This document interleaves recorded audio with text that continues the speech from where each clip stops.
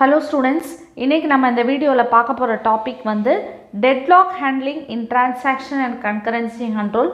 So ஒரு deadlock வந்தா எப்படி நம்ம ஹேண்டில் பண்ண போறோம் அப்படினு சொல்லி பார்க்கலாம். So இப்போ நமக்கு தெரியும் deadlock ஏன் வருது அப்படினு சொன்னா இப்போ ரெண்டு transaction இருக்கு. ரெண்டு transactionல இப்போ T1 வந்து எனக்கு exclusive lock on B வேணும்னு கேக்குது. அதே மாதிரி அது வந்து T2 ட்ட இருக்கு. அதே மாதிரி T2 வந்து எனக்கு எக்ஸ்க்ளூசிவ் லாக் ஆன் ஏ வேணும்னு கேக்குது. அது T1 ல இருக்கு.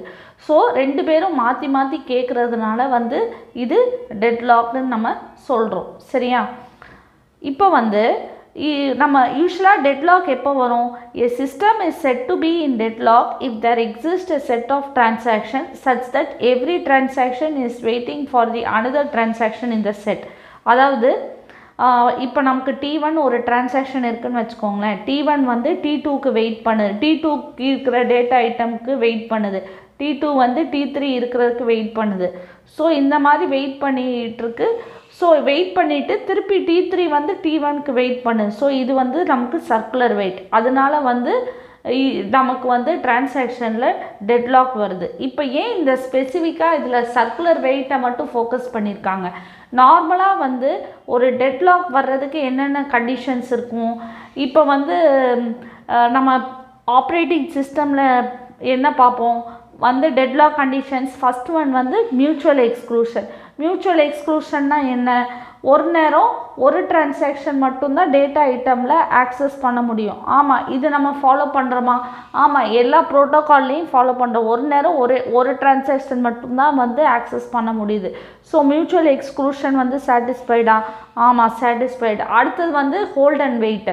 ஹோல்ட் அண்ட் வெயிட் பார்த்தீங்க அப்படின்னு சொன்னால் இப்போ நம்ம பார்த்தது வந்து ஹோல்ட் அண்ட், இந்த எக்ஸாம்பிள் வந்து ஹோல்ட் அண்ட் வெயிட் தான். ஏன் ஹோல்ட் அண்ட் வெயிட்டு? T1க்கு வந்து டேட்டா ஐட்டம் ஏல வந்து எக்ஸ்க்ளூசிவ் லாக் இருக்குது. ஆனால் வந்து அது வந்து T2 கிட்ட இருக்கிற எக்ஸ்க்ளூசிவ் லாக் ஆன் பியையும் வந்து அது கேட்குது. ஸோ எனக்கு வந்து என்கிட்ட இந்த ஒரு இதை வச்சு என்னால் வந்து ஆக்சஸ் பண்ண முடியாது. எனக்கு இந்த T1க்கு T2 கிட்ட இருக்கிற ரிசோர்ஸும் தேவைப்படுது. அதே மாதிரி T2க்கு T1 கிட்ட இருக்கிற ரிசோர்ஸ் தேவைப்படுது. ஸோ வந்து யாராவது இங்கே ஒருத்தர் விட்டு கொடுத்தா மட்டும்தான் ஏதாவது ஒரு டிரான்சாக்ஷன் வந்து பண்ண முடியும். ஸோ அதுதான் வந்து ஹோல்ட் அண்ட் வெயிட். அப்புறம் தேர்ட் கண்டிஷன் என்ன? No pre-emption. நோ ப்ரீஎம்ஷன் அப்படின்னு சொன்னால் ஒருத்தவங்க ஒரு டிரான்சாக்ஷன் ஆக்சஸ் பண்ணிக்கிட்டு இருக்கும்போது T1ஓ T2ஓ ஒரு டேட்டா ஐட்டம் ஆக்சஸ் பண்ணிக்கிட்டு இருக்கும்போது நம்ம அதை வந்து ஃபோர்ஸ்ஃபுல்லாக பண்ணக்கூடாதுன்னு நம்மளால் சொல்ல முடியுமா? முடியாது. இப்போ நம்ம இப்போ இந்த சினாரியோவில் அப்படி நடக்குமா? நடக்காது.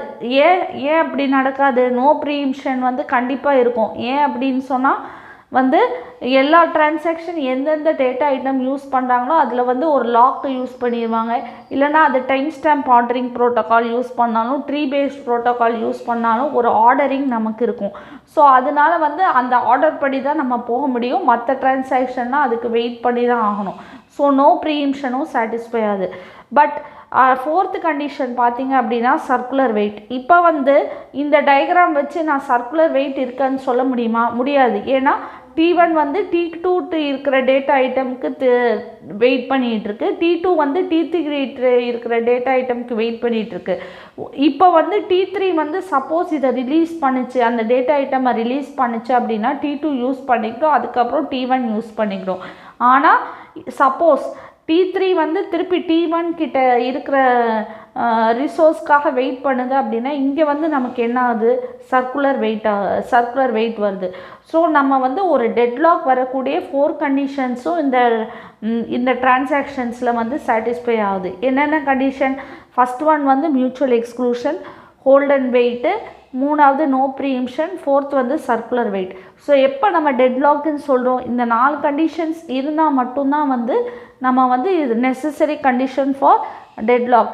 இதில் ஏதாவது ஒரு கண்டிஷன் வந்து நம்ம ஃபெயில் பண்ணிட்டோம் அப்படின்னு சொன்னால் சிஸ்டம் வந்து டெட்லாக்ல இல்லைன்னு சொல்லி நம்ம சொல்லிக்கலாம். ஸோ இப்போ இங்கே வந்து சொல்லியிருக்கிறது வந்து சர்க்குலர் வெயிட் மட்டும் வச்சு ஃபோக்கஸ் பண்ணி சொல்லியிருக்காங்க. ஸோ இப்போ வந்து டெட்லாக் ஏன் இவ்வளோ இம்பார்ட்டன்ஸ் கொடுக்குறோம் அப்படின்னு சொன்னால் வந்து ஒரு ரியல் டைம் சிச்சுவேஷனில் வந்து அது கிரிட்டிக்கலாக இருக்கும். ஏன் அப்படின்னு சொன்னால் இப்போ ஏர்க்ராஃப்ட் மேனேஜ்மெண்ட் சிஸ்டம் நடுவில் நம்ம ஃப்ளைட்டில் போய்கிட்டு இருக்கோம், நடுவில் வந்து அந்த ஏர்க்ராஃப்ட் மேனேஜ்மெண்ட் சிஸ்டம் நமக்கு வந்து டெட்லாக்கில் போயிடுச்சுன்னா ஃப்ளைட் என்ன ஆகும், ஒன்றும் பண்ண முடியாது, அது எங்கே போய் விழுன்னு நம்மளால சொல்ல முடியாது. அதுக்கப்புறம் வந்து சப்போஸ் ஒரு ராக்கெட் வந்து விட போகிறாங்க அப்படின்னு சொன்னால், இஸ்ரோ வந்து ஒரு ராக்கெட் லான்ச் பண்ணுது, இந்த டைம்குள்ளே அது போகணும், இல்லைனா வந்து அது பஸ்ட் ஆயிரும்னு சொல்லுவாங்க. இந்த டைம்குள்ளே அது வந்து போய் சேரணும், டெட்லைனுக்குள்ளே அங்கே ரீச் ஆகிருக்கணும். சப்போஸ் அது ரீச் ஆகலை அப்படின்னு சொன்னால் அவ்வளோதான், அது வந்து பஸ்ட் ஆகி எங்கேயாவது விழுறதுக்கு சான்ஸ் இருக்குது.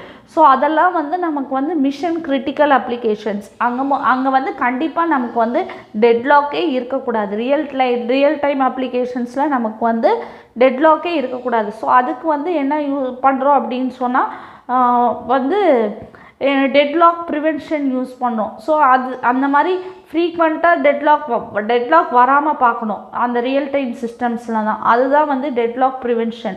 அதே மாதிரி டெட்லாக் டிடெக்ஷன் அண்ட் ரிகவரினா, இப்போ எங்கே நம்ம வந்து டெட்லாக் வந்து ரொம்ப முக்கியம் இல்லையோ அங்கே வந்து என்ன பண்ணலாம், நம்ம வந்து ஃப்ரீக்வெண்ட்டாக வர்றது இல்லையோ அங்கே வந்து என்ன பண்ணலாம், டெட்லாக்கை வர வச்சுட்டு அதுக்கப்புறம் நம்ம ரெக்கவர் பண்ணிக்கலாம். அதனால் வந்து நமக்கு வந்து எந்த லாஸும் இல்லை. சரி, அதை தான் வந்து சொல்ல வராங்க. ஸோ இப்போ வந்து பார்த்திங்கன்னா டெட்லாக் ஏன் ரொம்ப இம்பார்ட்டண்ட், ஏன் அப்படின்னு சொன்னால் சப்போஸ் அது கிரிட்டிக்கல் ஆகிடுச்சுன்னு பார்த்தோம். இன்னொன்று என்ன அப்படின்னு சொன்னால் ரிசோர்ஸ் யூட்டிலைசேஷனையும் இன்எஃபிஷியன்சியும் இன்க்ரீஸ் பண்ணிடும். ஏன் அப்படின்னு சொன்னால் ஒரு நேரம் ஒரு டிரான்சாக்ஷன் மட்டும்தான் அதுக்கு தேவையான ரிசோர்ஸ் எல்லாம் யூஸ் பண்ணுது, மற்ற டிரான்சாக்ஷன்னா என்ன பண்ணுது, சும்மா தான் வெயிட் பண்ணிகிட்டு இருக்கணும். ஸோ அது வந்து எஃபெக்டிவ் ரிசோர்ஸ் யூட்டிலைசேஷன் ஆகுமா, ஆகாது. அப்புறம் வந்து நம்ம சில நேரம் என்ன பண்ணுறோம், சப்போஸ் டெட்லாக் வந்துடுச்சுன்னா சில இதில் வந்து நம்ம ரோல் பேக் பண்ணலாம் சொல்கிறோம், பட் அதுவும் அகெயின் இன்எஃபிஷியன்சியை தான் கொண்டு வரும். அந்த மாதிரி சினாரியோவை நம்ம ஃபோர்த்கமிங் வீடியோஸில் பார்க்கலாம். சரியா? ஸோ நமக்கு வந்து 2 டெட்லாக் ஹேண்ட்லிங் டெக்னிக்ஸ் 2 இருக்குது. டெட்லாக் ப்ரிவென்ஷன், ஒன்று டெட்லாக் வரவே கூடாது அந்த மாதிரி பார்க்கணும். இது வந்து மிஷன் கிரிட்டிக்கல் அப்ளிகேஷன்ஸில் இதை யூஸ் பண்ணிக்கலாம். இன்னொன்று வந்து டெட்லாக் டிடெக்ஷன் அண்ட் ரிகவரி, எங்கே டெட்லாக் ஃப்ரீக்வன்சி ஆஃப் அக்கரன்ஸ் கம்மியாக இருக்கோ அங்கே இந்த மெக்கானிசமை யூஸ் பண்ணிக்கலாம்.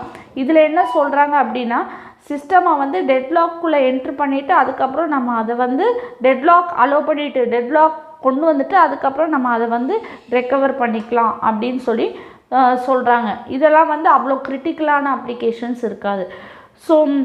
ஸோ அதுதான் வந்து இந்த வீடியோவில் நம்ம வந்து டெட்லாக் ஹேண்ட்லிங் டெக்னிக்ஸ், ஏன்னா அதோட பேசிக் ஐடியா பார்த்தோம். நெக்ஸ்ட் வீடியோவில் நம்ம பார்க்க போகிற டாபிக் வந்து டெட்லாக் ப்ரிவென்ஷன் டெக்னிக்ஸ், என்னென்ன டெக்னிக்குன்னு சொல்லி நம்ம டீட்டெயிலாக பார்க்க போகிறோம். தேங்க்யூ.